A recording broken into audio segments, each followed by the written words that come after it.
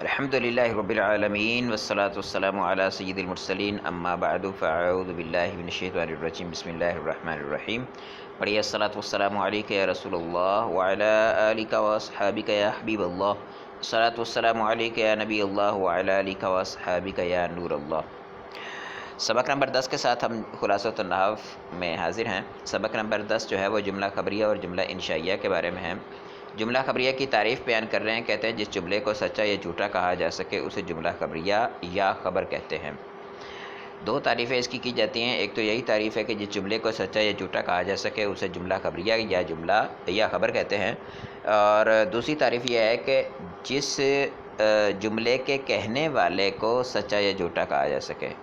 جس جملے کو سچا یا جھوٹا کہا جا سکے یا جس جملے کے کہنے والے کو جس جملے کے بولنے والے کو سچا یا جھوٹا کہا جا سکے اس کو جملہ خبریہ یا خبر کہتے ہیں. دونوں میں فرق ہے انشاءاللہ بڑی کتابوں میں آپ پڑھیں گے.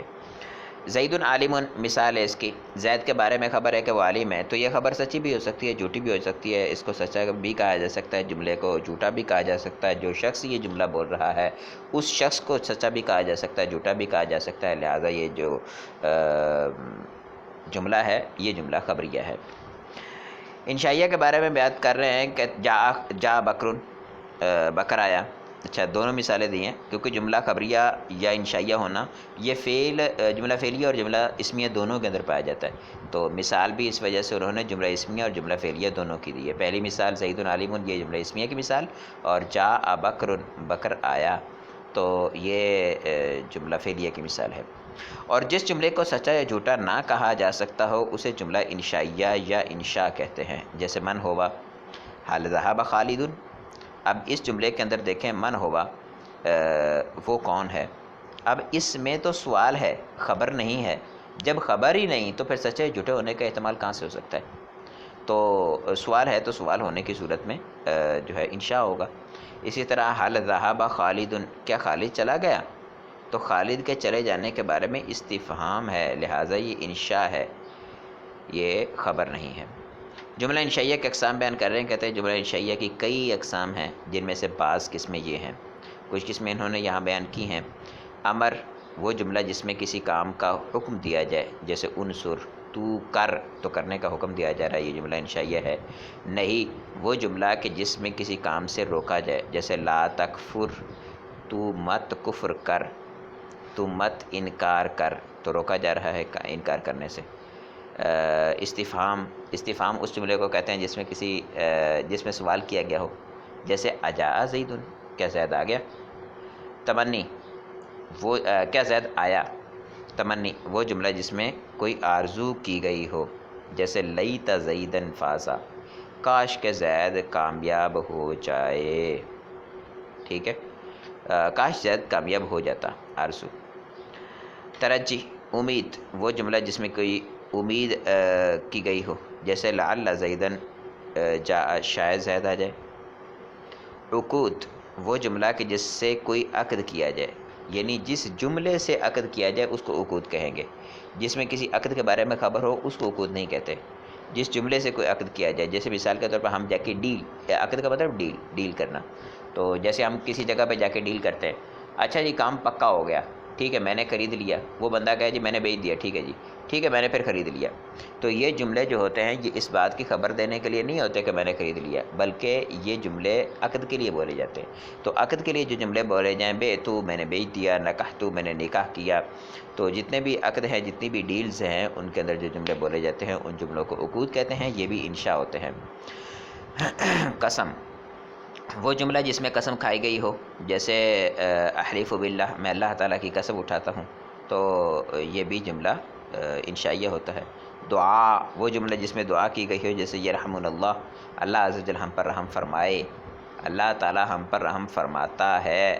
اس جملے کا ترجمہ نہیں ہے بلکہ یہ دعا ہے, یعنی اللہ عز و جل ہم پر رحم فرمائے. نوٹ, جملہ انشائیہ کے علاوہ ہر جملہ خبریہ ہوتا ہے. تو جملہ انشائیہ کے علاوہ جتنے بھی جملے ہیں وہ سارے کے سارے سچ یا جھوٹ کا احتمال رکھتے ہیں, اس وجہ سے وہ خبریہ ہیں. غلطی کی نشاندہی مشق کے اندر کہتے ہیں جملوں میں کسی عقد کے بارے میں خبر دی جائے اس عقود کہتے ہیں. یہ بات میں پہلے بھی عرض کر چکا کہ عقد کی خبر دینے والے جملے کو عقود نہیں کہتے، بلکہ وہ جملہ جس کے ذریعے سے عقد کیا جائے اسے عقود کہتے ہیں. جس جملے میں کوئی امید کی گئی ہو اسے تمنی کہتے ہیں. جس جملے میں کوئی امید کی گئی ہو اسے ترجی کہتے ہیں، یا پھر جس جملے میں کوئی تمنا کی گئی ہو اسے تمنی کہتے ہیں، آرزو کی گئی ہو اسے تمنی کہتے ہیں. تمرین نمبر 3 جو ہے یہ جملہ خبریہ اور انشائیہ کو الگ الگ کرنا ہے. اللہ خالق کل شیء، اللہ عز و جل ہر چیز کا خالق ہے، یہ خبر ہے اللہ تعالیٰ کے بارے میں، لہٰذا جملہ خبریہ ہے. لینصر خالد، لینصر امر ہے لہٰذا یہ انشائیہ جملہ ہے. تحفۃ المؤمنی، اچھا لینصر خالد چاہیے کہ خالد مدد کرے. تو تحفۃ المؤمن الموت، مومن کا تحفہ موت ہے، تو مومن کے تحفے کے بارے میں خبر دی جا رہی ہے کہ وہ موت ہے، تو یہ جملہ خبریہ. اشتریت الکتابہ، میں نے کتاب خریدی. اب دو صورتیں ہو سکتی ہیں، اشتریت الکتاب میں نے کتاب خریدی، کتاب کے خریدنے کے بارے میں خبر دی جا رہی ہے، یا ڈیل کے وقت یہ لفظ بولا جا رہا ہے. اگر ڈیل کے وقت بولا جا رہا ہے تو عقود ہے، جملہ انشائیہ ہے. اگر خبر دی جا رہی ہے تو جملہ خبریہ ہے. حل سمعت صوتا، کیا آپ نے آواز سنی، تو یہ استفہام، تو جملہ انشائیہ. انصر الفقیرہ، فقیر کی مدد کر امر ہے، تو جملہ انشائیہ ہوا. بیعت القلم امسی، میں نے کل قلم خریدا. اب بیعت القلم میں اشتباہ تھا کہ یہ عقود سے ہوتا، لیکن امسی جب کہہ دیا کہ میں نے کل قلم خریدا تو یہ خبر ہی ہے، لہٰذا خبریہ ہوا جملہ. لیت خالدا جاء، لیتا بھی اپنا تمنی، تو لہٰذا یہ خبر ہوا، اپنا انشاء ہوا. اقسم باللہ، میں اللہ عز و جل کی قسم اٹھاتا ہوں، تو یہ قسم ہے، تو لہٰذا یہ جملہ انشائیہ ہوا. ربنا اغفر لنا، اے رب ہماری مغفرت فرما، تو یہ بھی اپنا دعا ہے، تو جملہ انشائیہ ہوا. لا تظلم الناس، لوگوں پر ظلم مت کر، یہ جملہ انشائیہ ہے. رحمک اللہ، اللہ عز و جل تم پر رحم فرمائے، اللہ عز و جل نے تم پر رحم فرمایا، اگر یہ خبر ہوگی تو خبریہ. اور رحمک اللہ، اللہ تعالیٰ تم پر رحم فرمائے، اگر دعا ہوگی تو یہ جملہ انشائیہ ہوگا. پیچھے ہم نے مذکر و مؤنث کا سبق پڑھا تھا، اس مذکر و مؤنث کے سبق کے اندر مؤنث مانویہ تھے جس میں علامت تانیث لفظ موجود نہیں ہوتی، تو وہ کون کون سی چیزیں تھیں وہاں ان کا تذکرہ نہیں ہوا تھا. یہاں پر استاد صاحب دوبارہ سے تذکرہ اس کا کر رہے ہیں، تو اس کو اچھی طرح سے آپ دیکھ لیں کون کون سی چیزیں جو ہے وہ مؤنث سے سیمائی ہوتی ہیں، وہ یہاں پر بیان کی گئی ہیں. آپ کو عربی زبان کے اندر ان کی بہت زیادہ حاجت ہوگی. جزاک اللہ خیرہ. ہمارا سبق جو ہے وہ اختتام کو پہنچا، دعاؤں میں یاد رکھیے گا. کسی قسم کا کوئی سوال ہو تو ڈسکرپشن میں موجود واٹس ایپ کا نمبر ہے، اس پہ آپ رابطہ کر سکتے ہیں. میری کوئی پڑھانے میں غلطی ہو رہی ہو تو اس کو بھی آپ بیان کر سکتے ہیں، کوئی اچھا مشورہ ہو تو وہ بھی آپ دے سکتے ہیں. السلام علیکم ورحمۃ اللہ وبرکاتہ.